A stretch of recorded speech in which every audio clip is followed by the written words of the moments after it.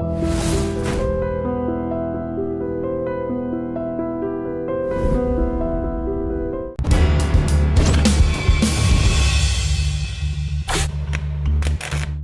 తల్లిదండ్రులు దూరం అయిపోయావు, అటు జైల్లో ఎవరు అధికారులు పట్టించుకోరు. అటువంటి పరిస్థితులు ఉన్నప్పుడు ఏమనిపించింది నీకు నైట్ టైంలో? అసలు ఇంకా క్రిమినల్ తయారవుతారు సార్. ఇంకా డబ్బు ఉంటే సార్ జైల్లో ఒక ఫ్యామిలీ తప్ప మొత్తం అన్నీ చేయవచ్చు. ఒకటి రెండు సంఘటనలు చెప్పండి, ఏం జరిగాయో. బిర్యానీ వస్తుంది సార్. బిర్యానీ ఎలాగొస్తుంది? ఎంత తీసుకుంటాడు? సెల్ ఫోన్, గంజాయి అనేది కామనా సార్? పైననే అది జైలు బోర్డు ఉంటుంది సార్, లోపల మొత్తం రెస్టారెంటే సార్. అది ఇక్కడ డబ్బులు ఉంటే ఏదైనా చేయొచ్చు. ఏదైనా చేయొచ్చు. ఒక అమ్మాయి పంపించి ఆ అమ్మాయి కూడా చేసుకోవచ్చు. మనం పనం బాగాలని చెప్పని డాక్టర్తో లోపల సెట్టింగ్ చేసుకుంటే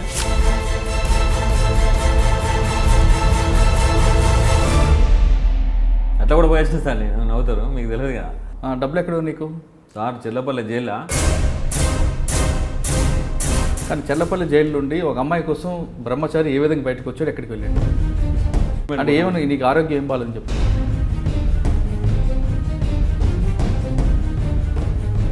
చెప్పిన తర్వాత ఉన్న విషయం చెప్తా. ఇన్ని రోజులు అవుతాను సార్, నాకు ఇది అవుతుంది అంటే సరే ఇష్టం, కానీ మమ్మల్ని బాలన చేయకు.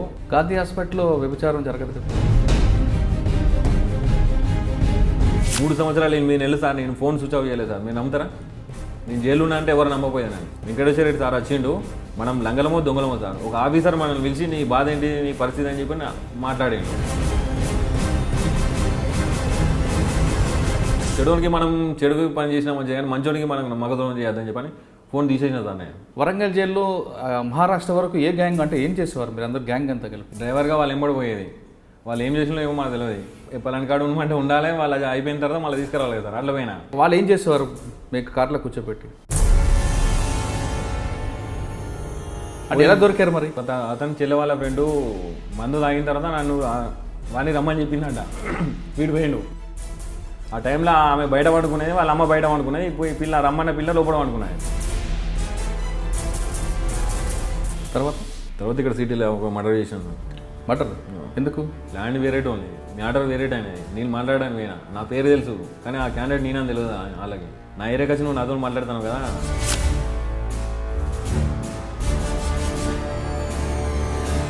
బాడీలో పీస్ కూడా బయటికి వెళ్ళదని చెప్పి అన్నాడు సార్. అంటే చిటికగారా నోడుతో విలువ అని చెప్పి వేపని తీసుకుని కొట్టేది. అంటే పోకరి సినిమాలో లాగా.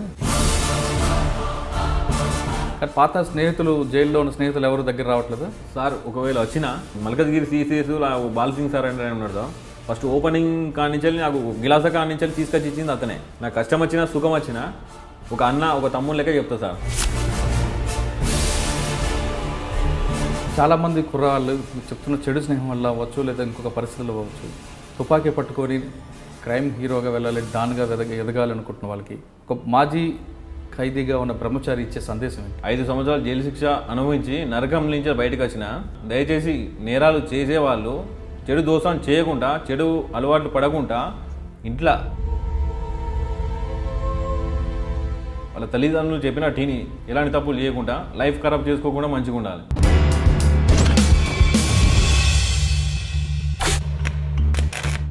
Welcome to crime confession.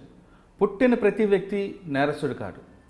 నేరం చేసిన ప్రతి వ్యక్తి క్రైమ్ కుటుంబం నుంచి రాడు. పరిస్థితి ప్రభావంతోనో, చెడు స్నేహంతోనో నేరం చేసి జైలుకు వెళ్ళి అక్కడ మారి బయటకు వచ్చిన వాళ్ళని పరిచయం చేసే ఈ కార్యక్రమంలో ఈ వారం మన గెస్ట్ బ్రహ్మచారి. బ్రహ్మచారి ఏ క్రైమ్ చేసి జైలుకి వెళ్ళారు, ఎన్ని నేరాలు చేశారు, జైల్లో ఉన్న తర్వాత అతనిలో మార్పు తీసుకొచ్చిన వ్యక్తి ఎవరు, జైల్లో ఉన్నప్పుడు అతని కుటుంబం ఎలాంటి కష్టాలు పడింది, జైలు నుంచి బయటకు వచ్చి అతను ఇప్పుడు ఎలాంటి జీవితం కొనసాగుతున్నారు, ఇప్పుడు ఈ జీవనంలో ఎలాంటి ఇబ్బందులు ఉన్నాయా లేదా ప్రశాంతంగా కొనసాగుతున్నారా అనే విషయాల్ని బ్రహ్మచారి అంటే తెలుసుకుందాం. బ్రహ్మచారి నమస్తే అండి. బ్రహ్మచారి, నేను ఎప్పుడో ఉప్పల్ పోలీస్ స్టేషన్ దగ్గర చాయ్ దుకాణం ఓపెనింగ్ అప్పుడు నేను చూశాను. అసలు మీది ఏ ఊరు, ఎందుకు చెర్లపల్లి జైల్లో దాదాపు 15 సంవత్సరాలు ఉండాల్సి వచ్చింది, ఎలాంటి క్రైమ్ 5 సంవత్సరాలు ఉండాల్సి వచ్చింది, ఎలాంటి క్రైమ్ చేసావు అనే విషయాన్ని ఒకసారి చెప్పు. అది వరంగల్ కాజీపేట దర్గా సార్. అది వరంగల్ కాజీపేట దర్గా. మా నాన్న సింగరేణి జాబ్ చేసేవాడు బెల్లంపల్లి. అట్లా నాకు చెడు దోస్తాను అలవాటైంది. ఫస్ట్ స్టార్టింగ్ ఒక తప్పు చేసిన, ఆ తప్పు సమర్థించుకోవడానికి ఇంకో తప్పు చేసిన, అట్లా మొత్తం 32 కేసులు అయినాయి. ఈ అందులోనే నా లవ్ మ్యారేజ్. ఈ బెయిల్ మీద నేను బయటికి రాను, నా బ్లడ్ రిలేషన్ మొత్తం దూరం అయిపోయింది, ఎవరు నా దగ్గర రాలేదు. అంటే ఫస్ట్ చేసిన తప్పు ఏంటి? ఇదే జల్సా, జల్సాల కోసం తప్పుదారి అని ఏం చేస్తా ఫస్ట్ క్రైమ్? కొట్టి డబ్బులు తీసుకునేటోళ్ళు స్టార్టింగ్. అది ఆ ఒక కేసులో జైలుకి వచ్చి ఒక కేసులో బెయిల్ తీసిండు, అది ఫస్ట్ తప్పు కాబట్టి బెయిల్ తీసిండు. రెండో తప్పు ఏం చేసినా, నేను లవ్ మ్యారేజ్ చేసుకున్నా, ఇంట్లో ఇష్టం లేదు. ఈ ఫస్ట్ తప్పు అయిపోయింది, సెకండ్ తప్పు అయిపోయింది కానీ ఇంట్లో వాళ్ళు వదిలేసిండు. నా దగ్గర ఒక వెహికల్ ఉండే, నేను డ్రైవర్గా పోయినా, నేను అట్లా 13 కేసులు అయినాయి నా మీద. అంటే వాళ్ళు ఎంబడి పోయినా, తిన్నా, తాగినా, అప్పుడు అన్నీ ఎంజాయ్లు ఉండే నాకు. 13 కేసులు పెట్టిండు. ఇక్కడ వరంగల్ డిస్టిక్, కరీంనగర్ డిస్టిక్, బెల్లంపల్లి, మహారాష్ట్ర, ఇవన్నీ కేసులు 13 కేసులు పెట్టాను. నాకు నిద్ర పడతలేదు, నా దగ్గరికి వచ్చి చూసేటోళ్ళు ఇవ్వలేరు. నాకు స్మోకింగ్ అలవాటు ఉండే, టెన్షన్ ఎప్పుడు చూసినా పారిపోవాలని ఉండే. అట్లా ఒకసారి పారిపోయినా. ఆ జైలు ఆ టైంలో ఈ నక్సలైట్కి సంబంధించిన ఆయనే ప్రజాపరిచయానికి వెపన్స్ సప్లై చేసేవాడు. ఆ కేసులో అతను అరెస్ట్ అయి ఉండే. అట్లా మా ఇద్దరికి పరిచయం ఏర్పడ్డది. బయట పోయిన తర్వాత కలుద్దామని చెప్పని. అంటే మేము జర్లపల్లి జైలుకి రాకముందు అప్పుడు వరంగల్లో ఉండే. వరంగల్ జైల్లో మహారాష్ట్ర వరకు ఏ గ్యాంగ్, అంటే ఏం చేసేవారు మీరు అందరు గ్యాంగ్ అంతా కలిపి? నేను పోయి బయట ఉండే సార్ డ్రైవర్గా. ఏ బండి మీది? మా క్వాలిటీస్ ఉండే. ఓకే. డ్రైవర్గా వాళ్ళు ఎంబడి పోయేది. వాళ్ళు ఏం చేసినా ఏమో మాకు తెలియదు. పలాని కాడు ఉండమంటే ఉండాలి, వాళ్ళు అయిపోయిన తర్వాత మళ్ళీ తీసుకురావాలి సార్. అట్లా పోయినా. కాకపోతే నాకు కూడా సరే డబ్బులు ఇచ్చేది. వాళ్ళు ఏం చేద్దామని నేను అడగలేదు, వాళ్ళు నాకు చెప్పలేదు.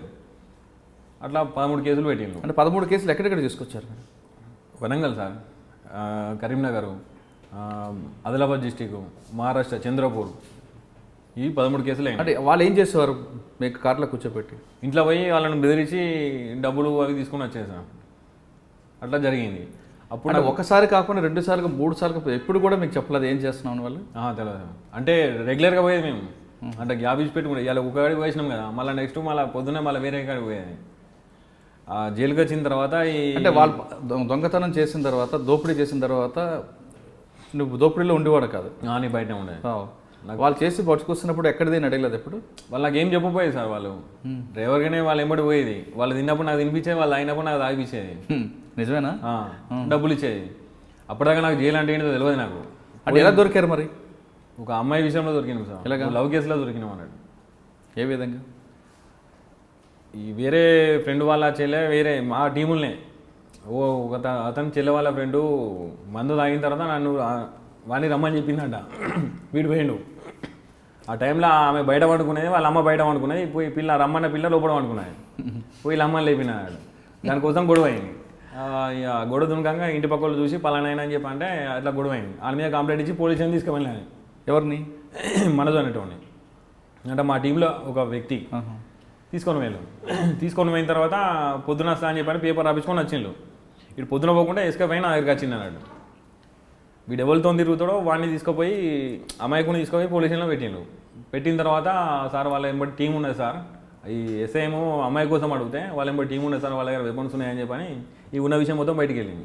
ఎవరు అమ్మాయి చెప్పిందో? అమ్మాయి కదా. ఇప్పుడు ఎవరైతే క్రిమినల్ ఉంటాడో ఎస్కేప్ వాడు దొరకకపోతే వాని ఎంబడి ఉన్న ఒక అమ్మాయి కూడా ఉంటాడు. ఎప్పుడైనా సిగరెట్ తాగడానికి, చాయ్ తాగడానికి పోతాడు అన్నాడు. వీనికే తెలిసి ఉంటుంది అడ్రస్ అని చెప్పని పోలీసు వాళ్ళు తీసుకొని కూర్చోబెట్టిండు.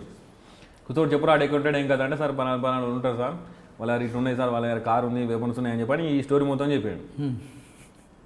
చెప్పి వాడు వారిపోయిన తర్వాత అట్లాంటి ఒక్కొక్కరిని మొత్తం క్యాచ్ చేసి కేసులు పెట్టిండు. అంటే 18 కేసులు అయిన తర్వాత దొరికారు? 13 కేసులు సార్. 13 కేసులు అయిన తర్వాత దొరికారు. వెపన్స్ ఎక్కడి నుంచి వచ్చాయి? వాళ్ళు అప్పుడు నాకేం సంబంధం లేదు సార్. వెపన్ కోసం తెలియదు, నాకేం కోసం తెలియదు. పట్టుకొని కూడా పట్టుకోలేదు నేను. ఫస్ట్ టైం జైలుకి వచ్చిన తర్వాత ఫస్ట్ టైం ఇంటరాక్షన్ ఏ విధంగా చేశారు? వాళ్ళకే చేసింది సార్. నన్నేమలే రోజు కూడా ఇంటికి పంపించేది. అప్పుడు 10 రోజులు ఏమి ఉంచుకున్నారు, రోజు కూడా ఇంటికి పంపించేది. కానీ తర్వాత మాత్రం రిమాండ్ చేశారు? రిమాండ్ చేశాను. జైల్లో ఎలాగుంది? వరంగల్ జైల్లో ఫస్ట్ టైం వెళ్ళా సార్. ఏమనిపించింది అప్పుడు? ఏమో అది బతికి వేస్ట్ అనిపించింది సార్.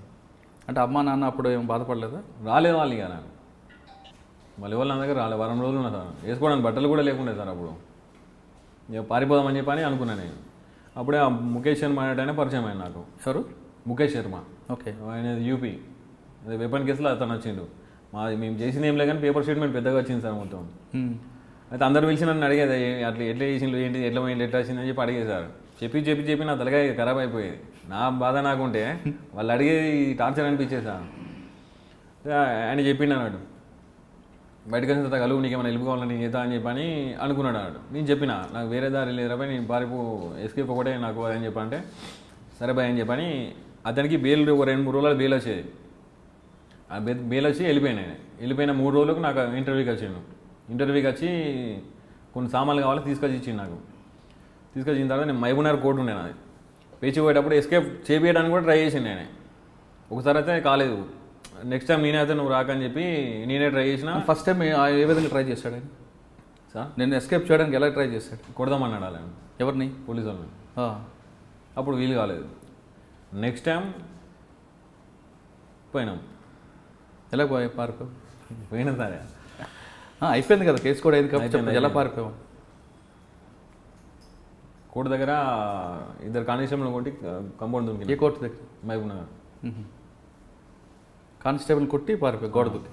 ఓకే, తర్వాత పోలీసులు పట్టు దొరకలేదు అప్పటికి? దొరకలేదు. ఎక్కడ పారిపోయి? మహబూబ్నగర్ పారిపోయి హైదరాబాద్ వచ్చిన. ఓకే, అంటే దాంట్లో పోలీసులు వెహికల్ చెకప్ ఏం లేదు. మరి చేతికి హ్యాండ్ కప్స్ ఉంటాయి కదా? లేవు, కోర్టు దగ్గర తీస్తారు కదా. ఓకే, హైదరాబాద్ వచ్చి ఏం చేస్తావు? ఆయన కలిసావా ముఖేష్ని? ఫోన్ చేసిన సార్ అతనికి. అతను నా నంబర్ నా దగ్గర ఉండే. ఫోన్ చేసిన నేను. ఫోన్ చేసిన తర్వాత 2 days తర్వాత వచ్చిండు ఆయన. వచ్చిన తర్వాత మళ్ళీ ఇలా కేసులు చేద్దామని చెప్పని అనుకున్నాం సార్. అప్పటిదాకా నాకు జైలు పోలీస్ స్టేషన్ ఏంటిదో నాకు తెలియదు కదా. లోపలికి ఒక 1 వారం రోజులు ఉన్నదా అర్థమైంది నాకు. క్రైమ్ ఎట్లా వేయాలి ఏంటిదని అర్థమైంది. జైల్లో ట్రైనింగ్ అయ్యింది. వెపన్స్ కావాలని చెప్పంటే సరే నేను తీసుకొస్తా అన్నాడు. 2 వెపన్లు తీసుకొచ్చాను. ఎక్కడి నుంచి? అక్కడి నుంచి యూపీ నుంచి. ఓకే, వెపన్ తీసుకొని వచ్చాను. తీసుకొని వచ్చిన తర్వాత ఎందుకు వెపన్స్ కావాలని అడిగావు? క్రైమ్ చేయడానికి. ఎందుకు క్రైమ్ చేయాలనిపించింది? మార్పు రావాలని, జైలు నుంచి ఉన్నాం, నా అమ్మా నాన్న రాలేదు, ఒకే జత బట్టలతో ఉన్నప్పుడు బయటకు వచ్చి మారాలని నాకు తెలిసి సార్. జైలుకు పోయిన తర్వాత మారదామని ఎవరు అనుకోరు. ఎందుకంటే ఇప్పుడు అక్కడ ఉన్న వాతావరణం, ఉన్న ఆఫీసర్లు, ఇప్పుడు అలాగే సార్ ఇప్పుడు జీతం వస్తుంది. వాళ్ళ డ్యూటీ ఏంటిది? రావాలి, ఆఫీస్కి రావాలి, వారానికి ఒకసారి రౌండ్కి వస్తారు, వాళ్ళు వచ్చే ముందు పినాయిలు చల్లుతారు, కొంచెం షోప్ టాప్ చేస్తారు, అయిపోతుంది.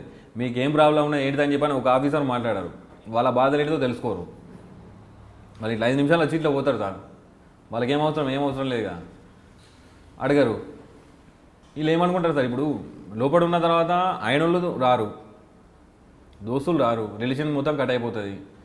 ఇంకోటి రిమైండ్ అంటే చిన్న చిన్న కేసులను పెద్ద పెద్ద కేసులను అందరినీ ఒక దగ్గర కలుపుతారు సార్. వాళ్ళకి ఏం పని ఉంటుంది, ఎప్పుడు ఏదో ఒకటి మాట్లాడుకుంటారు అన్నట్టు. 4 పరిచయం అవుతారు అక్కడనే జైల్లో. ఇంకా పెద్ద క్రిమినల్ అయ్యడానికి అవకాశం ఉంటుంది కానీ మారేయడానికి అవకాశం ఉండదు సార్. ఓకే, అంటే అక్కడ పరిచయంతో వెపన్ తీసుకోవాలనుకున్నా, వెపన్ తీసుకొచ్చి ఇచ్చారు ముఖేష్? ఓకే, తర్వాత ఏం చేస్తారు? వెపన్ తీసుకొని తర్వాత పెద్ద పెద్దలు అడ్రస్ తీసుకొని వాళ్ళకి లెటర్ ప్యాడ్ రాసి ఇచ్చేసాను. ఇచ్చి 10 లక్షలు. ఈ ఆలోచన ఎవరు ఇచ్చారు? అతను ఇచ్చింది. అంటే మేము జైల్లో ఆల్రెడీ ఫస్ట్ టైం మాట్లాడుకున్నాం సార్. ఇట్లా చేస్తే ఇట్లా ఉంటుందని చెప్పని మాట్లాడుకున్నాం. వాళ్ళు లిస్ట్ అంతా రెడీ చేశారు. ఎవరెవరిని చేశారు, బెదిరించారు? పెద్ద సార్. ఇప్పుడు లారీలు అవి ఉంటాయి, బస్సులు అవి ఉంటాయి కదా సార్, వాళ్ళని. పెద్ద పెద్ద బిజినెస్ వడ్డీ వ్యాపారాలు ఉంటారు కదా వాళ్ళని. అంటే లెటర్ ప్యాడ్ మీద ఎవరిది, ఏ పేరు మీద రాసేవారు? ప్రజెక్ట్ మన చంద్ర పుల్లారెడ్డి గ్రూప్ అని ఉంటారు. ఓకే, లెటర్ రాస్తే వాళ్ళు తీసుకొచ్చి ఇచ్చేవారు అంతే సార్. కొంతమంది పోలీస్ కంప్లైంట్ ఇస్తే ఇవ్వరు సార్. ఎందుకు అంత నమ్మకం? ఆ సినిమాదంతా సినిమాలో ఇయ్యరు. అంటే మీరు అడిగిగానే డబ్బులు తీసుకొచ్చి ఇస్తారు. ఆ విధంగా ఎంత కలెక్ట్ చేశారు? దాదాపు 1,20,00,000 దాకా చేసినాను. 1,20,00,000 దాకా చేసినాను. ఏం చేశారు డబ్బులు? అరెస్ట్ అయింది సార్. అరెస్ట్ అయిన దొరికినాయి. ఒక 8 నెలలు 9 నెలల తర్వాత దొరికినా సార్ నేను. ఇప్పుడు ఫస్ట్ 16 కేసులు చేసినట్టారు కదా? 16 కేసులు ఉట్టి మీద పడ్డేసాను నాయి. నెక్స్ట్ ఇప్పుడు అది పండిత్ ముఖేష్ శర్మ అతన్ని కలిసిన తర్వాత ఒరిజినల్గా ఒక 6 కేసులు చేసిన. 6 కేసులు చేస్తావు? ఫస్ట్ ఎవరికెళ్ళి బెదిరించారు లెటర్ రాసి? మా ఇక్కడ కోంపల్లి ఉంటాడు సార్. ఎంత? 20 లక్షలు వచ్చాడు స్టార్టింగ్. ఫస్ట్ అది బోనియా? అంటే తీసుకొని డైరెక్ట్గా ఇచ్చాడా లేదంటే అక్కడ పెట్టాడా? మేమే పోయినాం సార్ ఇంటికి. ఆఫీస్ ఉంటుంది ఆయన మొత్తం మాకు ఇన్ఫర్మేషన్ ఇచ్చే అతను ఒక అతను ఉండే. అతని ద్వారా ఏ టైంలో ఇంట్లో ఉంటాడో, ఏ టైంలో ఆఫీస్ ఉంటాడో తెలుసుకొని డైరెక్ట్ పోయినాం ఇద్దరం. పోయి లెటర్ ఇచ్చినా మీకు డబ్బులు కావాలని చెప్పండి, సరే అని చెప్పని ఇచ్చాను. అంటే 50 లక్షలు అడిగినాం సార్. అని డబ్బులు నాకు లేవు, 20 లక్షలు ఉన్నాయి, నాకు కొంచెం టైం కావాలన్నాడు. సరే అని చెప్పి 20 లక్షలు తీసుకున్నాం, మళ్ళీ వస్తామని చెప్పినా మళ్ళీ పోలే. 20 లక్షలు ఏం చేశారు? 20 లక్షలతో ఇంకా 2 రూపాయలు వేయించినాం సార్. ఒక వెహికల్ తీసుకున్నాం. ఏ వెహికల్ అది? 4-wheel car. ఓకే. అటు మొత్తం టీం ఎంతమంది మీరు? టీం మొత్తం 4 అందులో బ్రహ్మచారి, ముఖేష్ శర్మ, రాజు అనేటైనా సదానందం అనేటైనా. ఓకే. ఈ నలుగురు ఇంకో టీం ఫామ్ చేశారా? మనకు 2 వెపన్స్ తెప్పించుకున్నారు. ఆ. తర్వాత ఎక్కడికి వెళ్ళారు ఇంకా? తర్వాత కర్ణాటక. ఎందుకు అంత దూరం ఎందుకు? ఇక్కడ ఉండడానికి సరిపోరేనా? అక్కడ ఉన్నారని తెలిసి అక్కడ పోయినాం సార్. అక్కడ ఒక 40 లక్షలు తీసుకున్నాను. తర్వాత ఇక్కడ సిటీలో ఒక మర్డర్ చేశాను సార్. మర్డర్ ఎందుకు? అంటే ఒక ల్యాండ్ విషయంలో మాట పెరిగింది అన్నట్టు. ఏ పోలీస్ స్టేషన్లో? అవుతున్నారు.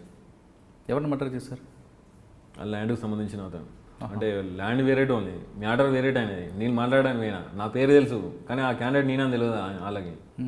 ఒకసారి 2 సార్లు మాట్లాడిపిస్తే సరే అన్నాడు. కొన్ని డబ్బులు కూడా ఇప్పించిన సార్, 50,000 కూడా ఇప్పించిన సైడ్కి అమ్మని చెప్పని.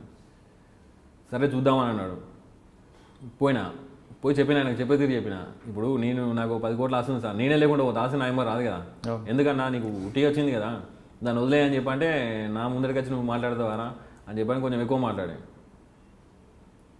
మాట్లాడి నువ్వు మంది అవుతాను ఇట్లే బీర్లు పెట్టి ఉండేది.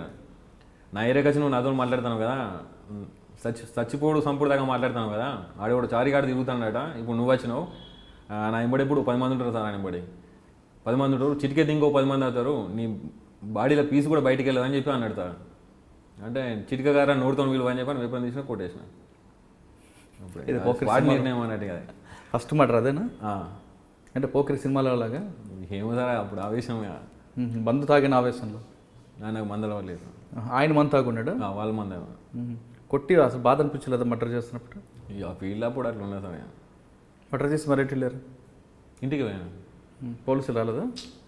దొరకలేదు అప్పుడు ఆ కేసులో? లేదు. తర్వాత నెక్స్ట్ క్రైమ్ మన సాగర్లో చేసినాం సార్. సాగర్లో చేసినాం. ఏంటి? బీడీ ప్రిన్సిపాల్ ఉండే, అతను పోయి బెదిరించాను. ఎందుకు ఆయన ఎందుకు టార్గెట్ చేశారు? అతను ఊళ్ళకి సంబంధించిన అతను మాకు ఇంటిమేషన్ ఇచ్చిండు. ఓకే. ఏమన్నాడు ఆయన? ఇచ్చిండు సార్ డబ్బులు. ఎంత? 20 లక్షలు. నెక్స్ట్ క్రైమ్ అయితే వాళ్ళ ఆమెకు కానిస్టేబుల్కు కొన్ని లింక్ ఉండే. మా డ్రైవర్ ఏం చేసిండంటే మాకు చెప్పలేదు, అతను ఫోన్ తీసుకొని వచ్చిండు. మళ్ళీ నేను అతనికి ఫోన్ చేసి చెప్పిన, సార్ ఇలా చిన్న మిస్టేక్ జరిగింది, ఎక్కడ సంగారెడ్డి పోయి ఫోన్ చేసిన సార్, అతను నంబర్ కనుక్కొని చేసిన నేను, ఇలా మిస్టేక్ జరిగింది సార్, ఫోన్ తీసుకొచ్చిండు పంపిస్తా అంటే చెప్పాడు. ఇంకొక 10 లక్షలు కావాలంటే ఇస్తాను, ఫోన్ మాత్రం పడేయండి, నేను సిమ్ బ్లాక్ చేపిస్తా, దయచేసి వాడదు, ఇంకా కావాలంటే 10 ఫోన్లు ఇప్పిస్తా, డబ్బులు కావాలని ఇస్తా అని చెప్పి అన్నాడు. ఎవరు? బీఈడీనా? ఆ ప్రిన్సిపల్ సార్. అంటే ఆయన ఫోన్ తీసుకొచ్చారా? అతని ఫోన్ ఒకటి తీసుకొచ్చింది, నాకు బయటికి పోయిన తర్వాత చెప్పాడు. ఉన్న పరిస్థితులు మళ్ళీ తిరిగి పోలేదు అన్నాడు. ఇప్పుడు వాళ్ళ ఇంటికి పోలీస్ స్టేషన్కి మధ్యలో గోడే ఏం లేదు అంటే వాళ్ళు వస్తారు పోలీసు వాళ్ళు.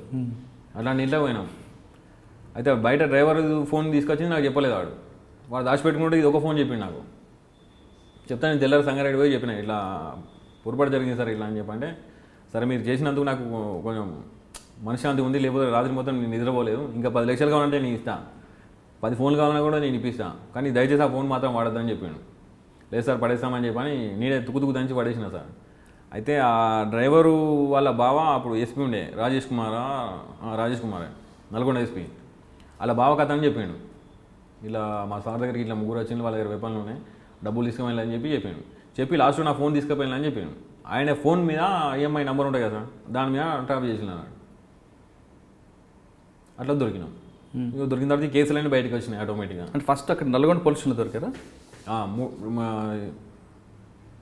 మూడోసారి సార్. ఇక్కడ సాగర్ పోలీస్ స్టేషన్లో? ఇక లాస్ట్ అదే అరెస్ట్. అంటే అప్పుడు ఇంట్రాగేషన్ ఏం చేశారు మీరు? ఇంట్రాగేషన్ అంటే సార్ ఇప్పుడు నేను దొరికిన తర్వాత ఏమనకపోయేసాను నేను. ఎందుకు? ఇక అంతే, ప్రాపర్టీ దొరుకుతాయి కదా వెంబడి. ఎస్ఐ లాలీలు నాకు రాకపోయేది, సిఐ నుంచి ఏసీపీ మీదనే ఉండేది అన్నట్టు. వాళ్ళు కూడా చెప్పేది ఏమనకుండా కొట్టద్దు, వాళ్ళతో ఎవరు మాట్లాడద్దు, దగ్గర రావద్దు అని చెప్పని, ఏం తింటా అంటే అది తినిపించాలని చెప్పి చెప్పేది అన్నట్టు. అంటే దొరకగానే జరిగిన క్రైమ్ అంతా ఒప్పుకునేవాడు, ప్లస్ ప్రాపర్టీ రికవరీ చూపించాడు. దొరికేది సార్ నాయంబడి, వెహికల్ దొరికేది, వెపన్స్ దొరికేది, ఇంకే వాళ్ళకి ప్రమోషన్ ఇంకేమి, వాళ్ళకి పండగ డబ్బులు దొరికేది లక్షలు. ఈ సంపాదన డబ్బులంతా మరి ఏమైనా చేసేవాడవా లేదంటే పెళ్ళిళ్ళకి వాళ్ళకి ఇచ్చేవాడవా లేదంటే సార్ అప్పుడు నాకు నేను పలానా అయినా అని చెప్పి నాకు ప్రూఫ్ లేదు సార్. పోలీస్ స్టేషన్లో అవి ఎఫ్ఐఆర్ అవి రాసుకుంటారు కదా, అవి జైళ్ళలో అడ్మిషన్ రాసుకుంటారు కదా, అవి తప్ప నేను పలానా మనిషిని అని చెప్పి నాకు ప్రూఫ్ లేదు. నాకు మా అన్నదమ్ములు కూడా వాళ్ళు రాలేదు నా దగ్గర. కానీ అప్పటికే ప్రేమించి పెళ్లి చేసుకున్నావు కదా మరి ఆమె. నేను వాళ్ళ ఫ్యామిలీ గరీబోలు సార్, వాళ్ళకు పూట కూడా లేకపోయేది అన్నట్టు. నేను ఎందుకు అనవసరంగా నా వల్ల వాళ్ళని ఇబ్బంది పెడతానని చెప్పి నేను పోకపోయేది, ఫోన్ కూడా చేయకపోయేది. మరి ఆమె ఎప్పుడు నీకు ఫోన్లో కూడా కాంటాక్ట్ అవ్వలేదు? లేదు సార్. ఆమె కూడా ఎప్పుడు చెప్పలేదా క్రైమ్ చేయొద్దని? అది అట్లాంటి సందర్భం రాలేదు సార్. ఆమెతో 5 నిమిషాలు కూడా నేను మంచిగా మాట్లాడపోయేది, ఎందుకంటే నా మనసులో నాకు ఉండేది కదా సార్. ఏమైనా ఉండేది? ఎప్పుడు బాధ సార్. ఇప్పుడు ఇంట్లోకి దూరం అయినా అసలు ఎందుకు ఇట్లా చేసినా, మా వాళ్ళు అందరూ employees sir, singer and employees. నేను ఒక్కరిని ఇట్లా అయిపోయినా. నాకు సరే తప్పు చేసినా మరి అట్లా కాదు ఇట్లా అని చెప్పడం లేరు, నాకు ఇప్పుడు హెల్ప్ చేసేటోళ్ళు లేరు, ఏం చేయాలి, నా లైఫ్ కరెక్ట్ అవుతుందా కాదా అని చెప్పని ఇదే టెన్షన్ ఉండేది సార్. రాత్రి నిద్రపట్టకపోయేది, చక్కగా తిండి తినకపోయేది. డబ్బులు ఉండే సార్, డబ్బులు ఏం చేస్తాం సార్. ఇప్పుడు నా పరిస్థితి ఇదని చెప్పుకునే టోళ్ళు ఎవరైనా ఉండాలి కదా, ఎవరు లేకపోయేది. ఇప్పుడు జైల్లో కూడా ఏంటంటే ఆఫీసర్లందరూ నాకు భయపడి ఒక ఎయిడ్స్ పేషెంట్ నిలబెడతారు సార్ దూరంలో, అట్లా సింగిల్ లాకప్లో పెట్టేస్తారు నన్ను. ఓకే, అక్కడ నల్లగొండ సాగర్ జైల్లో దొరికిన తర్వాత ఇంటరాక్షన్ అయిన తర్వాత మొత్తం ప్రాపర్టీ రికవర్ అయిపోయింది, తిరిగి మీకు చర్లపల్లి జైలు పంపారు. అక్కడి నుంచి నల్గొండ పంపించింది సార్. నల్గొండలో నన్ను పెట్టుకోవడానికి భయపడ్డారు. అక్కడి నుంచి చెంచగూడ పంపించాను. చెంచలగూడ కూడా నా కోసం మొత్తం తెలిసి అక్కడ కూడా పెట్టుకోవడానికి భయపడ్డారు. అక్కడి నుంచి మన ఇక్కడ పంపించాను, చెర్లపల్లి పంపించాను. ఎన్ని సంవత్సరాలు ఉన్నారు జైల్లో? 5 సంవత్సరాలు ఉన్నా సార్. ఓకే, శిక్ష పడింది అంటే 100 రాళ్ళు ఉన్నా శిక్ష పడగానే 100 రాలేదు సార్. అండ్ మొత్తం అన్ని కేసుల్లోనే ఇప్పుడు చెప్పిన అన్ని కేసుల్లో కూడా మొత్తం కేసు వాటర్ కేసులు సహా కొన్ని కేసులు కన్విక్షన్ వచ్చి అన్ఎక్విటెడ్ అయిపోయింది. అయిపోయినాయి, మొత్తం అయిపోయినాయి సార్. రిమాండ్ పీరియడ్ అక్కడికి సెటప్ అయిపోయింది. జైల్లో ఉన్న పరిస్థితి ఏ విధంగా ఉంటుంది చారి? ఇప్పుడు చెప్పినా కదా సార్, నాకు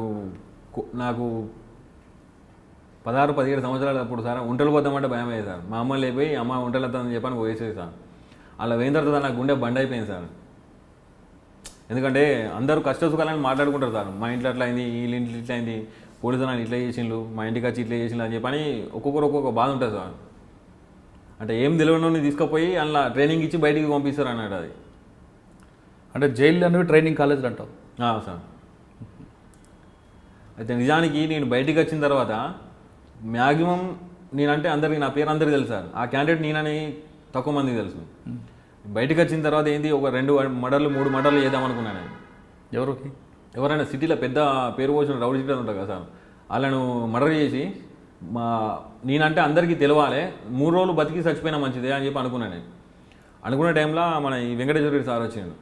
నన్ను అచ్చుడచ్చుడితోనే నన్ను పిలిచి చారి నీకోసం ఒక్కొక్కరు అట్లా ఇట్లా అని చెప్పంటే ఎట్లుంటాడో ఇంకా అని చెప్పి అనుకున్నాను. నువ్వు చూస్తే ఇంత సింపుల్గా ఉన్నావు, వాళ్ళు చెప్పేదానికి నీకు అసలు సంబంధం లేదు అని చెప్పని అన్నాడు. అంటే ఆ విషయం మనం వెళ్ళలేక ముందు కొన్ని కేసులు బలవంతంగా పెట్టారని చెప్తున్నాను ఇందాక, నీకు సంబంధం లేకుండా కూడా లేదు సార్, పెట్టలేదు. అంటే మీరు చేసిన కేసులే పెట్టారు. మరి ముఖేష్ శర్మ అప్పుడు ఎక్కడ ఉన్నారు? అప్పుడు ఆయన కూడా దొరికారా? దొరికింది సార్. ఆయన ఏమంటారు? ఎవరు ఆయన ఇప్పుడు ఎక్కడున్నారు? ఆయన బయటకు వెళ్ళిపోయాడు సార్. అంటే నేను బయటికి వెళ్ళే ఒక 2 నెలలు 3 నెలలు ముందు ఇదే విషయం సార్తో చెప్పిన సార్. ఇట్లా మన వెంకటేశ్వర సార్తో చెప్పిన సార్, నేను బయటికి పోయిన తర్వాత మళ్ళీ నన్ను పోలీసు వాళ్ళు వాడెక్కడ ఉన్నాడు, నీ కేసు వీడి ఎక్కడ అని చెప్పి ఇబ్బంది పెడతారేమో అని చెప్పని చెప్పిన సార్. అతను ఇంకో 2 నెలలు 3 నెలలు అయితే రిలీజ్ అవుతాడు. సారు వాళ్ళతో మాట్లాడాడు. కానీ సాధారణంగా కొన్ని కేసులు కొన్ని చేయని కేసులు కూడా పోలీసులు పెడుతుంటారని ఒక ఆరోపణ ఉంది. అది నాకు తెలియదు సార్, అది అబద్ధం. అది అట్లయితే పెట్టరు, నాకు పెట్టలేదు. ఇప్పుడు బ్యాడ్ సర్కిల్తో చెడు ఫ్రెండ్స్ స్నేహం చేయడం వల్ల ఫస్ట్ క్రైమ్ చేశాను, తర్వాత కంటిన్యూ అయిపోయిందని మేము చెప్తున్నాం సార్.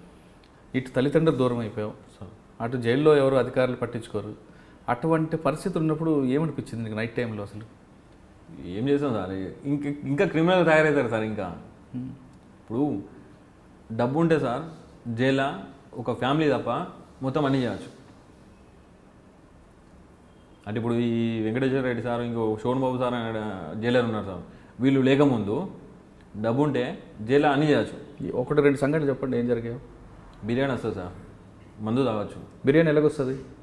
స్టాఫ్ తీసుకొచ్చింది సార్ లోపలికి. ఎంత తీసుకుంటాడు? 500-1000 రూపాయలు తీసుకుంటాడు బిర్యానీకి. బిర్యానీ 200 రూపాయలు కదా? బిర్యానీ 200 రూపాయలు, 100 రూపాయలు వస్తుంది సార్. మందు 1000 రూపాయలు 2000 తీసుకుంటారు. సెల్ ఫోన్ 5000 తీసుకొస్తాను. గంజాయి అనేది కామనా? కామన్. అది సార్ పైననే అది జైలు బోర్డు ఉంటుంది సార్, లోపల మొత్తం రెస్టారెంటే సార్ అది. కానీ లోపల ఆల్రెడీ ప్రతి ఆదివారం నాడు మటన్ ఇస్తారు, బుధవారం నాడు ఎగ్ ఇస్తారు కదా, ఇంకా అవన్నీ ఎందుకు? అవి లేనోనికి సార్, అది లేనోనికి ఒక పూట. ఇప్పుడు రోజు ఉన్నోళ్ళ తింటా అంటే వాళ్ళ ముఖాలు చూస్తారు కదా, ఈ ఒక రోజైనా మీరు తిరుగులు అని చెప్పని ఇస్తారు అట్లా. అంటే జైల్లో భోజనం బాగుంటుందా బాగోదన్నా? అప్పుడైతే బాగాలేకుండే సార్, పట్టించుకోరు సార్ ఎవరు. కానీ చాలా మంది ఫ్యాక్షనిస్టులు కూడా నక్సలెట్ ఉండేవారు కదా, వాళ్ళతో ఇబ్బంది ఉంటుందా జైల్లో? ఏం లేదు ఆ సినిమాలో చూపిస్తున్నట్లుగా భోజనాల దగ్గర గొడవలు అవ్వడం అంతలేదు. ఇక్కడ డబ్బులు ఉంటే ఏదైనా చేయొచ్చు, ఏదైనా చేయొచ్చు. ఒక అమ్మాయి పంపించి అమ్మాయి తప్పేసి ఆ అమ్మాయి కూడా చేసుకోవచ్చు. మనం పనం బాగాలేని చెప్పని డాక్టర్తో లోపల సెట్టింగ్ చేసుకుంటే ఆయనే బయట హాస్పిటల్లో రాస్తాడు. ఆ చిన్న ఎస్కట్ ఉంటారు కదా సార్, వాళ్ళకి 5,000 ఇచ్చి ఇది చేస్తే ఆ నర్సులో రూమ్ ఉంటుంది, దానిలో పోరేవచ్చు. అట్లా కూడా పోయేసిన సార్, నేను నవ్వుతారు, మీకు తెలియదు కదా. ఏ విధంగా వెళ్ళావు? అంటే అమ్మాయి కోసం బయటకు వచ్చావా? పోయేది అట్లా నేను. డబ్బులు ఎక్కడ నీకు? సార్ చెల్లపల్లి జైల్లో కరెక్ట్ చెక్ చేస్తే ఒక 30-40 లక్షలు దొరుకుతాయి సార్. ఒక్కళ్ళ దగ్గర 100 రూపాయలు, 50 రూపాయలు, 10 రూపాయలు, 20 రూపాయలు కూడా కనబడదు. 500, 1000 రూపాయలే అప్పుడు. కానీ చెల్లపల్లి జైలు నుండి ఒక అమ్మాయి కోసం బ్రహ్మచారి ఏ విధంగా బయటకు వచ్చాడు, ఎక్కడికి వెళ్ళాడు? Hospital sir treatment. అంటే ఏమన్నా నీకు ఆరోగ్యం ఏం బాగాలని చెప్పు.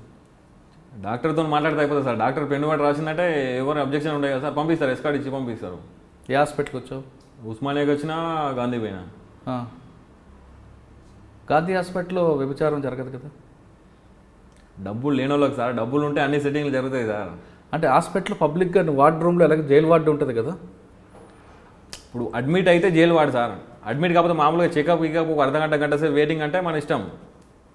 అక్కడ పక్కకు కూర్చోవచ్చు, వాళ్ళు లోపల కూర్చోవచ్చు. ఇప్పుడు ఎవరైనా ఇట్లా మనకు తెలుసా, ఇప్పుడు ఎవరైనా వచ్చి నేను చెప్తా ఇలా పలానా వాళ్ళు సార్ ఫోన్ చేసుకోవాలి, మీకు ఏదంటే చూసుకుంటా అని చెప్పండి, సరే అని చెప్పి ఫోన్ ఇస్తారు.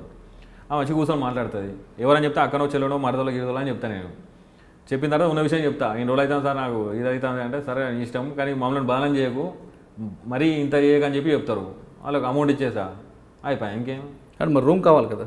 రూమ్ ఎక్కడ ఉంది సార్, ఎందుకు దొరికాయి? అంటే గాంధీ హాస్పిటల్లోనేనా, ఉస్మానియాలోనా? ఆడదున్నాయి, ఈడ ఉన్నాయి. కోర్టు పోయినప్పుడు కూడా చేసిన సార్ నేను. కోర్టు పోతే 5,000 ఇచ్చేది నేను. ఇచ్చేది కారు తీసుకుని వచ్చేది మా వాళ్ళు. అలా ఫోన్ చేసేది, పలానా కోర్టు కాడికి పోతాను రామంటే కారు తీసుకొని వచ్చేది. కోర్టు అయిపోయిన తర్వాత అప్పుడు మన ఇవి ఉండే కదా సార్, ఇప్పుడు వైట్ గ్లాసులు ఉన్నాయి, అప్పుడు ఫిలిం ఉండే కదా, లోపల మంచిగా ఉంటే ఎవరు కనిపించకపోయేది. ఆ కారు పక్కన పెట్టేది కోర్టు గోడకి ఇట్లా. గంట సేపు ఉండేది. వాళ్ళు వచ్చిన తర్వాత బిర్యానీ వాళ్ళకి మంది ఇప్పించేది, 5,000 ఇచ్చేది. అంటే డబ్బులు ఉంటే జైల్లో ఏదైనా చేయొచ్చు, ఏదైనా చేయొచ్చు సార్. లోపల నుంచి మర్డర్లు చేయవచ్చు, ఇంకా కేసులు చేయవచ్చు, ఏమైనా చేయవచ్చు. మర్డర్కి చాలా మంది ప్లాన్లు వేస్తుంటారు అంటారు, నిజమే? నిజమే. మీకు తెలిసింది ఎవరైనా జరిగింది అక్కడ? మేము కూడా చేసినాం కదా సార్. ఎవరు ప్లాన్ చేస్తావు జైల్లో ఉండి? చెప్పి 3-4 టార్గెట్ పెట్టుకున్నా సార్. వాళ్ళు బయటకు వచ్చిన తర్వాత వేద్దామని చెప్పి అనుకున్నా. వాళ్ళ ఇన్ఫర్మేషన్ మొత్తం తెలుసుకున్నా. వాళ్ళు ఎంబడిన రోజులతో మాట్లాడేది రోజు నేను ఫోన్లో. 3 సంవత్సరాలు 8 నెలలు సార్ నేను ఫోన్ స్విచ్ ఆఫ్ చేయలేదు సార్. మీరు నమ్ముతారా? నేను జైలు ఉన్నా అంటే ఎవరు నమ్మకపోయాను. నేను వెంకటేశ్వర రెడ్డి సార్ వచ్చిండు, నాతో పిలిచి మాట్లాడిండు, ఇంకా అద్దు ఫోన్ అనుకున్నా. ఎందుకంటే మనం లంగలమో దొంగలమో సార్. ఒక ఆఫీసర్ మనల్ని పిలిచి నీ బాధ ఏంటి, నీ పరిస్థితి అని చెప్పి మాట్లాడిండు. మా అమ్మ నేను జైల్లో ఉన్నప్పుడు చనిపోయింది సార్. నాకు కళ్ళకు నీళ్ళు రాలే, నాకు అదృష్టం లేదు, చూసే అదృష్టం లేదు, చనిపోయిందని చెప్పి అనుకున్నా. ఆ సార్ నాతో 5 నిమిషాలు మాట్లాడిన తర్వాత నా కళ్ళలో నీళ్ళు వచ్చినాయి. నేను పోయి కూర్చొని నాకు స్మోకింగ్ అలవాటు ఉన్నది. ఒక 4-5 సిగరెట్ల దాకా ఆలోచించిన నేను. వద్దు, చెడునికి మనం చెడు పని చేసినా మంచిగా, కానీ మంచోనికి మనం మగదోనం చేయొద్దని చెప్పని ఫోన్ తీసేసిన సార్ నేను. అంటే నా దగ్గర పెట్టుకోపోయేది. ఇప్పుడు వేరే వాళ్ళ దగ్గర నుంచి ఉంటే ఎప్పుడైనా పోతే అవసరం ఉంటే పోయి మాట్లాడుకొని వచ్చేది, కానీ నేను ఫోన్ మెయింటైన్ చేస్తూ బంద్ చేసిన నేను. అంటే 3 సంవత్సరాలు కంటిన్యూ చెల్లపల్లి 3 సంవత్సరాలు 8 నెలలు సార్ ఫోన్ మాట్లాడుతూనే ఉన్నాను. ఫోన్ స్విచ్ ఆఫ్ చేయలేదు సార్ నేను. కానీ మధ్యలో పోలీసులు తనిఖీలు, జైలు తాను వార్డులు తనిఖీలు దొరుకుతుంటాయి కదా సార్. జైల్లో 100 రూపాయలు దొరికితే ఏం తెలియని తీసుకుపోయి కొట్టి సింగల్ వేసి వాళ్ళు ఇంటర్వ్యూ కట్ చేస్తారు. అది జైలు రూల్, అది మాన్యువల్. అది నా జేబులో నేను లోపల నుంచి బయటకు వచ్చేటప్పుడు పైసలు పెట్టుకొని వచ్చేది, బయట నుంచి లోపల పోయేటప్పుడు పైసలు పెట్టుకొని వచ్చేది. నా జేబులో చేయి పెట్టకపోతే నా దగ్గర రాకపోయేది ఎవరు. అంటే 3 సంవత్సరాలు 8 నెలలు ఎంతమందికి పథకం వేసావు అంటే చంపడానికి? 3 మనుషులు ఉండేదా, వాళ్ళను ఈజీ మర్డర్ చేసి నేను ఈ సిటీకి డాన్ ఇద్దామనుకున్నా. అంటే నా ఆలోచన అప్పుడు అట్లా ఉండే, ఈసారి రాకపోతే. అంటే సార్ రాకపోయి ఉంటే ప్లాన్ చేసి సక్సెస్ అయ్యేది. ఓకే. అంటే మీలాగా ఎంతమంది ఇంకా ప్లాన్లు వేసేవారు సెల్ ఫోన్ వాడుతూ? అప్పట్లో పరిటాల రవి మర్డర్ కూడా జరిగింది కదా సార్, మీ జైలు నుంచి జరిగినట్లు. జైలు నుంచి జరిగింది సార్. అది మీకు తెలుసా? తెలుసు కానీ మాకు అంత పరిచయం లేకుండే సార్. అంటే మీలాంటి గ్యాంగే కదా అది. చర్లపల్లి జైల్లో గ్యాంగ్ వార్ జరుగుతున్నాయి అంటారు, వాస్తవం అనేది? నిజమే సార్, నిజమే. ఎలా జరుగుతుంటాయి, ఎందుకు జరుగుతాయి? ఇప్పుడు అసలు ఇప్పుడు రూల్ ఏంటంటే సార్, ఇప్పుడు చిన్న కేసు ఒక బ్లాక్ వాళ్ళకి సపరేట్ పెట్టాలి, పెద్ద కేసులను అందరినీ పెద్ద కేసు దాన్ని పెట్టాలి. ఇప్పుడు జైలు అట్లాగా సార్, ఎవరు ఇష్టం ఉన్నట్టు అటు పంపిస్తారు అన్నాడు. ఇప్పుడు చిన్నోడు ఒక పెద్దోడు ఒక నలుగురు కలుస్తారు సార్. ఇప్పుడు నైట్ మినిమం ఒక 10:30, 11, 12 దాకా పండుకోరాళ్ళు. వాళ్ళకి పని ఏముంటుంది సార్, ఏముంటుంది కదా, ఇట్లే ముచ్చాలు పెట్టుకుంటారు. అలా బయట పోయిన తర్వాత అది చేద్దాం రా, మా ఇంటి సైడ్ ఇది ఉన్నది, మా చుట్టాల దాంట్లో ఇది ఉన్నది అని చెప్పని ఇట్లా మాట్లాడుకొని ఒకళ్ళ నంబర్ ఒకళ్ళకి ఇచ్చుకుంటారు సార్. ఇచ్చుకొని బయట పోయిన తర్వాత ఆటోమేటిక్ కలుసుకొని మళ్ళీ వాళ్ళు ఒక టీం అవుతారు. ఈ లంచతనం దొంగతనం చేసిన వాళ్ళు ఎప్పటికీ ఆగది, 4 రోజులు అటు ఇటు దొరుకుతాం. వాళ్ళు దొరికి మళ్ళీ లోపలికి వచ్చిన తర్వాత వీళ్ళు ముగ్గురు వస్తారు కదా సార్, ఈ ముగ్గురు ఇంకో 10 మందికి పరిచయం అవుతారు. అప్పుడు మళ్ళీ డివైడ్ అయిపోతారు అన్నట్టు. మళ్ళీ వాడు పోయి ఇంకో టీం తయారవుతాడు, వీడు పోయి ఇంకో టీం తయారవుతాడు, వీడు పోయి ఇంకో టైం, అట్లా క్రైమ్ ఎక్కువ జరుగుతుంది. కానీ గ్యాంగ్ వార్స్ ఎందుకు జరుగుతుంటాయి? ఒకరికొకరు కొట్టుకోవడం, చర్లపల్లి జైల్లో ఆ కొట్టుకోవడంలో అడ్డుకున్న వాటర్లపై దాడి చేయడం ఎందుకు జరుగుతుంటాయి? అది ఉట్టిగా సార్, అది కానీ చాలామంది చెప్తుంటారు జైలు వాటర్లపై దాడి అంటుంటారు. కాదు నన్ను పుకార్లు అవి. ఇంతకు ముందు జరిగేది సార్, అది ఎట్లా గంజాయి తాగే అలవాటు ఉన్నోనికి ఆయనకి గంజాయి లేకపోతే ఆడు మెంటల్ అయిపోతాడు సార్. ఆడు ఒకసారి ఇప్పుడు గంజాయి రావాలంటే డబ్బులు ఉన్నోడు ఆటోమేటిక్గా వచ్చేస్తుంది, అది మెయిన్ గేట్ల నుంచి వచ్చేస్తుంది. డబ్బులు లేనివాడికి దొంగసాటున రావాలి. అది ఒక టైంలో రాలేదనుకో ఆడు మెంటల్ అయిపోతాడు ఆటోమేటిక్గా. హాస్పిటల్లో మత్తు ట్యాబ్లెట్లు కావాలి, ఇది లేకపోతే అది లేకపోతే మెంటల్ అయిపోతాడు, కోసుకుంటారు. అప్పుడు ఆడు ఏం చేస్తాడో మనకు అర్థం కాదు. అట్లాంటి చిన్నవి అయితే కానీ పెద్దగా ఈ పేపర్లలో వచ్చి టీవీలో వచ్చినట్టు అయితే కాదు సార్. కానీ నక్సలైట్లతో తర్వాత ఐఎస్ఐ తీవ్రవాదులు వాళ్ళు కూడా ఉండేవారు కదా, వాళ్ళతో అయినా ఎక్కువగా ఘర్షణ వాదం వచ్చి ఉండేదా? ఏం లేదు సార్. వాళ్ళు ఎలుగుంటారు అసలు, ఎవరి జాగ్రత్త వాళ్ళు ఉంటారు సార్. అసలు వాళ్ళకి వీళ్ళకి సంబంధం ఉండదు. చర్లపల్లి జైల్లో 5 సంవత్సరాలు ఉన్న బ్రహ్మచారి ఏం నేర్చుకున్నాడు? మరొకసారి క్రైమ్ చేయాలని నేర్చుకున్నాడా, లేదా మారాలని నేర్చుకున్నాడు? మళ్ళీ పెద్ద క్రైమ్ చేద్దాం అనుకున్నా సార్. ఈ మన వెంకటేశ్వర రెడ్డి సార్ వచ్చిన తర్వాత పిలిచి నాతో మాట్లాడింది సార్. అప్పటి నుంచి కొంచెం నాదీనిగా తగ్గించుకున్నాను నేను. ఆ లైఫ్ అది కరెక్ట్ కాదు, మనం కూడా 10 మందితో కలిసి ఉండాలి, మనకంటూ ఒక మంచితనం పేరు, ఇంతకుముందు ఏదో మంచిదో చెడో చేసాం అయిపోయింది, ఇక నుంచైనా మంచి జీవితం మనం గడపాలని చెప్పని అనుకున్నా సార్. ఆ సార్ కూడా నాకు మస్తు హెల్ప్ చేసిండు. అంటే నాకు మీరు పూర్తిగా మారాను అని చెప్తున్నావు బ్రహ్మచారి సార్, కానీ క్రైమ్ చేసేటప్పుడు ఒక్కసారి కూడా బాధపడలేదా? ఒక వ్యక్తిని డబ్బులు వసూలు చేస్తున్నప్పుడు కానీ, మర్డర్ చేస్తున్నప్పుడు కానీ అలాంటి ఆలోచన వాళ్ళు మనలాంటి మనుషులే అని అలాంటి ఆలోచన రాలేదు సార్ నాకు. అంటే తాగినప్పుడు క్రైమ్ చేస్తావా, నువ్వు తాగకుండా? మందలు పడలేదు నాకు, సిగరెట్ ఒకటే తాగుతాను. అంటే సిగరెట్ తాగానే ఫెరిష్ అవుతావా? సరే, వెంకటేశ్వర రెడ్డి గారు అని ఒక అధికారం రావడం నీలో మార్పు తీసుకొచ్చారని చెప్తున్నాం. బయటకు వచ్చిన తర్వాత సొసైటీ నీకు ఏ విధంగా చూసింది? అంటే ఒక పాత క్రిమినల్గా చూసిందా, మారిన మనిషిగా నిన్ను చూసారా? మామూలుగా నేను చూసింది సార్. అంటే బస్తీలో కానీ, ఊర్లో కానీ, ఫ్రెండ్స్లో కానీ, బంధువులో కానీ? నేను ఉండేది అక్కడ సార్. దాదాపు ఈ క్రైమ్ ఫీల్డ్ వచ్చి ఒక 15 సంవత్సరాలు అవుతుంది. జైల్లో ఒక 5 సంవత్సరాలు ఉన్నాయి. 20 సంవత్సరాల నుంచి సార్ నన్ను చచ్చిపోయాలని చెప్పి అనుకున్నాడు. ఇప్పుడు దోస్తాను అనేది నాకు ఏం లేదు సార్. అప్పుడు ఒక క్రిమినల్ను నేను ఎట్లా పోయేదో ఎట్లా వచ్చేది నాకే తెలుసు. నా ఎంబడి నా నీడొచ్చినప్పుడు అప్పుడు నమ్మే పరిస్థితి లేదు. అయితే ఇప్పుడు ఈ సూపరింటెండెంట్ సార్ ద్వారా కమిషనర్ సార్ దగ్గర పోయినా సార్. పోయిన తర్వాత crime DCP sir Naveen Kumar సార్కు చెప్పిండు, ఇతరికి ఏమైనా షాప్ పెట్టి ఇది చేయాలి అని చెప్పిండు సార్. ఓపెనింగ్ రోజు పేపర్లు వచ్చింది సార్. ఆ పేపర్ కటింగ్తో మా అన్న వాళ్ళ కొడుకుంటాడు సార్ మహబూబ్ నగర్లో, మన వివో ఫోన్కు అది డిస్ట్రిబ్యూటర్. ఆ పేపర్ కట్ చేసుకొని అడ్రస్ పట్టుకొని చూసుకుంటూ వచ్చిండు సార్. వచ్చి పట్టుకొని ఏడ్చిండు. వాడు పోయి మా అన్నలకు అందరికీ చెప్పిండు సార్. చెప్పిన తర్వాత వీళ్ళు నాకు ఫోన్ చేయాలన్నా కూడా మళ్ళీ ఏమైనా అవుతా అని అడిగేటోళ్ళు అన్నట్టు.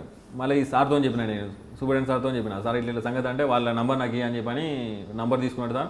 వాళ్ళతో మాట్లాడాడు, మీ దగ్గరికి ఎవరైనా వచ్చి ఇబ్బంది పెడితే నా ఫోన్ నెంబర్ వెళ్ళి నేను మాట్లాడతా, మీరు ఒకసారి రాలని అని చెప్పని వాళ్ళందరినీ పిలిచింది సార్.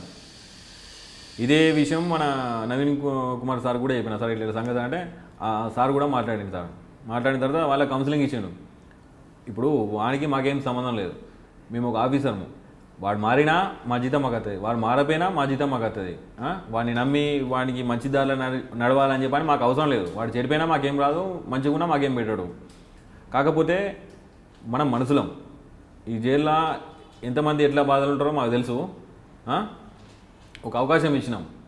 ఇప్పుడు ఇన్ని రోజులు మీ బ్లడ్ రిలేషన్ దూరం అయింది కదా, ఇప్పుడు మీరు దగ్గరికి వస్తే వాడు మళ్ళీ చెడుదారిలో నడదామనే ఉద్దేశం ఉన్నా కూడా వద్దు మళ్ళీ అందరూ దూరం అవుతారు, ఇన్ని రోజులు ఇంత నరకం అనిపించిన కదా అని చెప్పని అట్లా మనసు మారుతుంది. మీ దగ్గరికి ఎవరు రారు, మిమ్మల్ని ఎవరు ఇబ్బంది పెట్టరు అని చెప్పండి సార్ సూపరింటెండెంట్ సార్ నంబర్ ఇచ్చిండు, క్రైమ్ డీసీపీ సార్ అది నవీన్ కుమార్ సారు నంబర్ ఇచ్చిండు సార్. అప్పటి నుంచి నేను వాళ్ళ ఇంటికి కూడా వాళ్ళ నా ఇంటికి వచ్చుడు అట్లా జరుగుతుంది సార్. తర్వాత కాఫీ ఇప్పుడు చాయ్ దుకాణం పెట్టిన తర్వాత పోలీస్ స్టేషన్ దగ్గర సార్ మీరు చెప్పినట్లు బంధువులందరూ దగ్గర రావడం, వాళ్ళ మీ కుటుంబం ఏర్పడడం, మీ ఫ్యామిలీ అంతా ఉండడం, ఇప్పుడు ఏమనిపిస్తుంది? ఇప్పుడు మంచి హ్యాపీ సార్. అంటే మరొకసారి బ్రహ్మచారి అంటే భయపడుతున్నారా లేదా నేను మరి చారీగానే చూస్తున్నారా? మామూలు సార్. కానీ బ్రహ్మచారి లాంటి వాళ్ళు కొంతమంది మారేమో అనే ముసుగులో మరొకసారి క్రైమ్ చేస్తున్నారంటే పోలీసులు అంటున్నారు, వాస్తవం? అది సార్ కరెక్ట్ మనిషి అయినోడు అయితే ఈ అవకాశం రాదు సార్.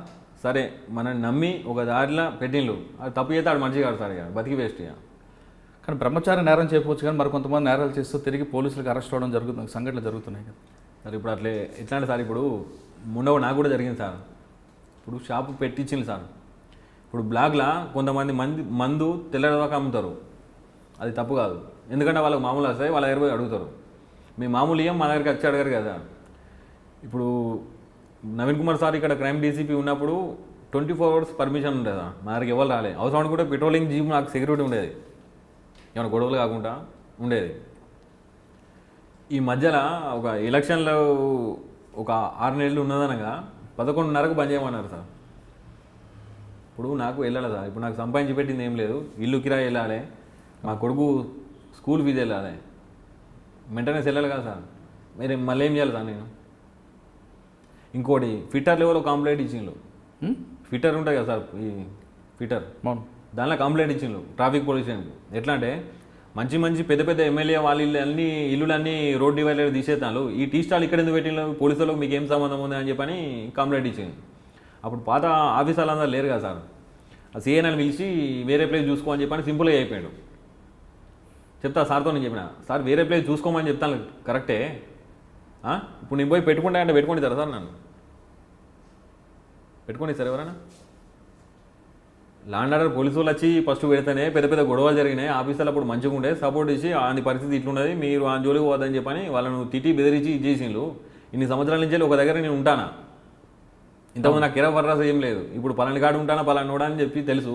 ఇప్పుడు తీసేయమని చెప్పి సింపుల్గా అయితే ఎట్లా సార్ అని చెప్పని హోమ్ మినిస్టర్ దగ్గర తిరిగినా సార్, మన నవీన్ కుమార్ సార్ దగ్గర పోయినా, మన ఈ సూపరింటెండెంట్ సార్ దగ్గర పోయినా. ఏమంటారు వాళ్ళు? 3 నెలలు అవుతాను సార్ తిరిగినా నేను. నవీన్ కుమార్ సార్ దగ్గర పోతే సిఐకి ఫోన్ చేసి తిట్టిండు. తిడితే మళ్ళీ సిఐ ఏమన్నాడంటే ఒక 10 రోజులు ఆగు, ఇప్పకు అసలు మళ్ళీ కంప్లైంట్ ఏమవుతుందో చూద్దాం అని చెప్పని అట్లా 15 రోజులు పని చేయించిండు సార్ నాకు. నువ్వు మారిన బ్రహ్మచారికి మరొకసారి వేధింపులు గురైనప్పుడు వాళ్ళు తిరిగి మరొకసారి క్రైమ్ చేయాలనిపిస్తుందా లేదా బయట ఉండే పోరాటం చేయాలనిపిస్తుంటుంది? అయితే మాటకు నాకు సార్ చెప్పేది సార్, నవీన్ కుమార్ సార్ మాట చెప్పేది, సూపరింటెండెంట్ సార్ కూడా చెప్పేది. ఇప్పుడు మనము రాంగ్ రూట్లో ఉన్నప్పుడు మనకు అన్నీ అనుకూలంగా ఉంటాయి, కొంచెం మనం సీదా పోతాం కాబట్టి కొన్ని లేనిపోని అన్నీ రోడ్డు మీద పోతాను కుక్కలు మొరుగుతాంటే మొరిగిన కుక్కల కల్లా మనం సమాధానం చెప్పుకుని ఉండాలి. మన టైం సరిపోదు, పట్టించుకోవద్దు, మన టైం బాగాలనుకొని సపరేట్గా ఉండాలి, ఓపిక పడాలి, ఓపిక పడితే నీకు మంచి రోజులు వస్తాయని చెప్పేసి సార్ అట్లనే ఉండేది.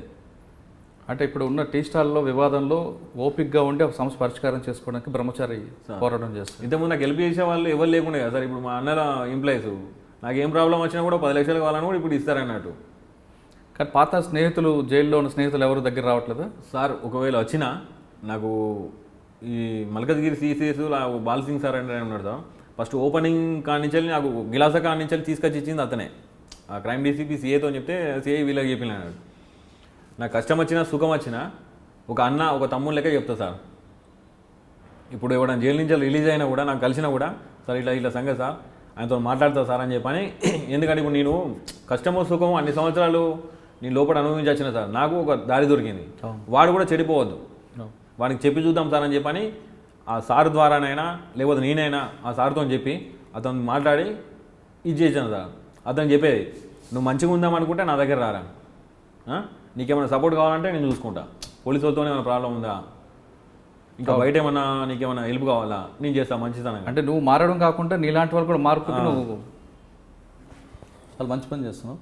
అయితే బ్రహ్మచారి చాలామంది కుర్రాళ్ళు మీరు చెప్తున్న చెడు స్నేహం వల్ల అవ్వచ్చు, లేదా ఇంకొక పరిస్థితులు అవ్వచ్చు, తుపాకీ పట్టుకొని క్రైమ్ హీరోగా వెళ్ళాలి, డాన్గా ఎదగాలి అనుకుంటున్న వాళ్ళకి సార్ ఒక మాజీ ఖైదీగా ఉన్న బ్రహ్మచారి ఇచ్చే సందేశం ఏంటి? అది కరెక్ట్ కాదు, అది లైఫ్ కాదు. అది చెప్పండి, ఏం చేస్తే బాగుంటుంది పిల్లలు? ఇప్పుడు కొంత యూత్ అంతా కూడా పెడదొరవ పడుతున్నారు, చెడు దొరవకు వెళ్ళాలని ప్రయత్నం చేస్తున్న వాళ్ళకి బ్రహ్మచారి చెప్పే సలహా ఏంటి? 3 రోజులు ముచ్చాడు సార్, అది లైఫ్ ఖరాబ్, అది కరెక్ట్ లైఫ్ కాదు. అది అంటే వాళ్ళు కూడా సినిమాలో హీరోలాగా అవ్వాలి, లేదా అడ్డగా డబ్బులు సంపాదించాలనుకున్నప్పుడు ఏం చేయాలి వాళ్ళు? హీరో కాదు సార్, జీరో అవడానికి. అంటే మీకు 15 సంవత్సరాలు 5 సంవత్సరాల అనుభవం తర్వాత జరిగిందనా? అవును సార్. ఇప్పుడు నాకు 100, 50, 500, 1000 రూపాయలు వస్తాయి సార్. ఇప్పుడు నా భార్య పిల్లలతోని తలుపు తీసి పండుకున్నా కూడా ఏం సపోర్ట్ అయినా కూడా నాకు ఎలాంటి భయం లేదు. రుబాబుగా ఇప్పుడు ఎవరు వచ్చినా కూడా పోయి మాట్లాడతాను నేను.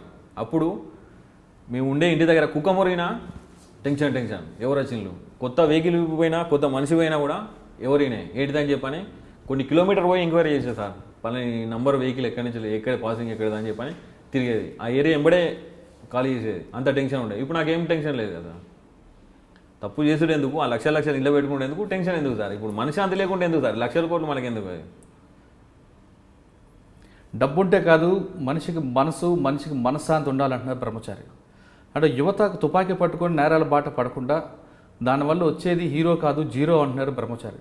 బ్రహ్మచారిని చూసి ఇప్పటికైనా కొంతమంది యువకులు ఖచ్చితంగా మారాలని కోరుకుందాం. ఇది ఈ వారం బ్రహ్మచారితో ఎక్స్క్లూజివ్ ఇంటర్వ్యూ. వచ్చే వారం మరో గెస్ట్తో మళ్ళీ కలుద్దాం. అంతవరకు నమస్కారం. నా పేరు బ్రహ్మచారి. గతంలో నేరాలు చేసిన, తెలిసో తెలియకో నేరాలు చేసిన, 5 సంవత్సరాలు జైలు శిక్ష అనుభవించి నరకం నుంచి బయటకు వచ్చిన, ఇప్పుడు నా లైఫ్ నాకు తెలుసుకొని మంచిగా ఉంటానా? దయచేసి నేరాలు చేసేవాళ్ళు చెడు దోషం చేయకుండా, చెడు అలవాట్లు పడకుండా ఇంట్లో వాళ్ళ తల్లిదండ్రులు చెప్పిన టీని మంచిగా ఉండాలి, ఎలాంటి తప్పులు చేయకుండా, లైఫ్ ఖరాబ్ చేసుకోకుండా మంచిగా ఉండాలి.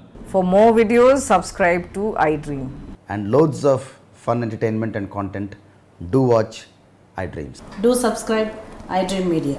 దయచేసి ఐ డ్రీమ్స్కి మీరు సబ్స్క్రైబ్ చేయాల్సిందిగా నేను కోరుతున్నాను. I am Dr. Nayak, DT Nayak. For more videos, please subscribe to iDream. Please subscribe iDream News. Please subscribe iDream. Please subscribe iDreams. మీరు చూస్తున్నారు iDream News.